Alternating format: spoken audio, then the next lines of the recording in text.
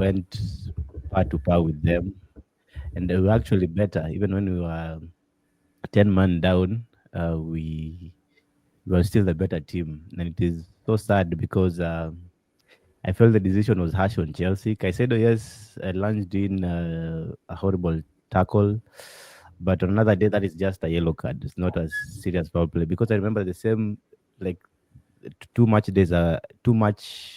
weeks ago, we were playing against Spurs, and Bentancur went the same way, lunged into Rhys James, and he only got a yellow card.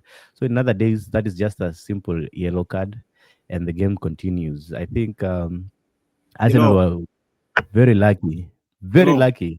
I- along. Let me be- tell you, people will Before, not accept it. People will not uh-huh. accept it, but the fixing comes in. That's where fixing comes in because they knew if Chelsea itaendelea hivyo itaua Arsenal, and they didn't want that, so they had to eliminate the engine. Now this is Yeah, mad. exactly. And That's remember, what they did. Simple. Caicedo is one of our best players in the field, and The referee had decided it's a yellow card, but yeah, wakamforce aende kuangalia Wakampos, VAR. yeah, it was a yellow card. It was not Yeah, the VR only comes in when it is a mistake from the referee. That is was a simple yellow card. he had Let the already game decided. proceed. Yeah. So sijui hii VR inakuja referee the game. I don't know why.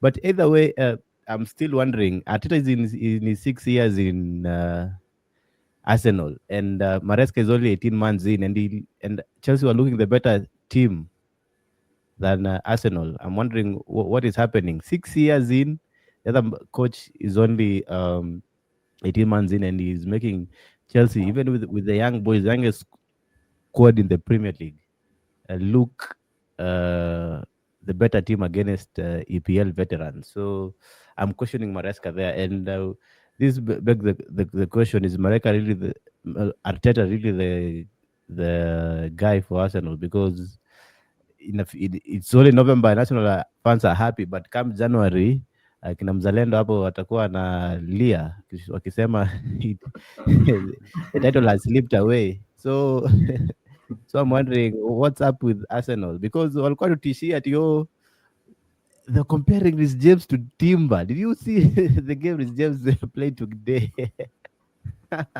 Arsenal bana tuamkeni. Okay, mtasema mko na Saliba na huyo jamaa wenu fulani Gabriel. But man, how terrible were you today? I thought you had the best players in the field, kina Zubimendi. Actually, Merino tu ndo alikuwa ananiogopesha because his positioning makes him get those headers, and he got one against us, which was sad. But yeah, we regret this game could have beaten Arsenal 3-0 as I'd predicted. They were lucky, but tupatane kule Emirates watupe hizo points tatu. I hope, imagine even our best player Cole Palmer was not in, but jamaa bado wana struggle. Arsenal bwana, mtoke hapa, mko chini sana. Okay, and to still on you, Kelong, I have a question. Kelong, if Gabriel and Saliba were to be out for let's say like 2 months, will Arsenal still be top of the table? Because today Hincapie and Mosquera looked very, very shaky. They didn't look like the strong partnership in Yetumezoa because Gabriel 2 months, Saliba, those guys are solid at the back. They don't even concede chances, leave alone even goals. They don't even concede chances. 2 months hata ni mrefu sana, wape 3 match days, watarudi namba 3 huko because Kiape na Mosquera wako tu hiyo pressure why sustain. Ulisema December, so ulisema by now, so umeisongesha tena that Nilisema lini by Arsenal now? will be ama Nimesema December by ndio imeanza. January, nimesema by January Umesongesha mtakuwa tena mnalia. January, please usisongeshe kwa February. Nimesema January. Kelong Hapo tu anajifanyanga mjanja sana. January peke Nimesema yake. Kelong nimesema anajifanyanga January. prophet hapa na si prophet, ati anajaribu kusongesha vitu. Unajaribu Nimesema kusongesha kitu January. haisongeki bwana, please. We, But sasa tafadhali Kelong. ukiona hiyo game tuanze hiyo Alex. Heshimu position ya Arsenal, heshimu position ya Arsenal. Na heshimu pia tulichapa Bayern. Nyinyi mnaweza shinda Bayern. Come on. Tumepiga Barcelona champions of Spain, unatuambia nini wewe? na tuko Unaweza clean sheet nimekwambia kwanza, mnaweza shinda Bayern Munich. tuliwapiga na clean sheet. Nyinyi mmepiga Barcelona, tulieni.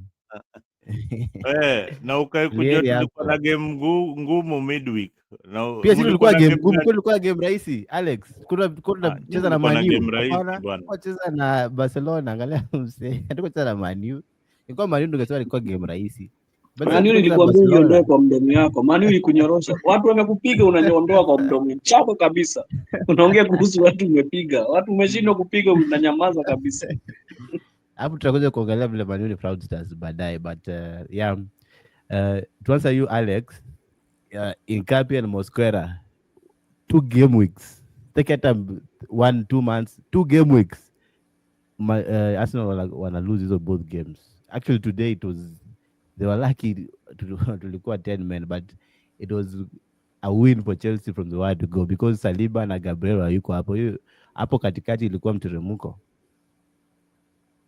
Okay, so the Arsenal are playing Brentford midweek. So Saliba and Gabriel Saliba might not yet be back. So Kelong, are you saying that game Brentford inachapa mtu, because Brentford also is in good form? Yeah, sasa hiyo ndo swali nilikuwa nauliza exactly, but I think Saliba might be back. Saliba I think alipata just a small niggle kwa time ya kuwarm, I'm guessing, but kama Nkapie na huyo jamaa fulani Mosquera wakianza, Brentford points 3, hiyo hata kuna kuuliza swali. The 3 points. Alafu pia remember Arsenal are facing Aston Villa as well, who are now back in form on the weekend as well. So might be a tough, a long week from Zalendo and his shrewd fans. But anyway, without wasting much time, we can't discuss Chelsea the whole show. We also have Manchester City at home playing against Leeds United. And so for the people wenye wali triple captain hapo Erling Haaland kwa FPL, waligonga mwamba kidogo. And so City were up 2-0, then they blew away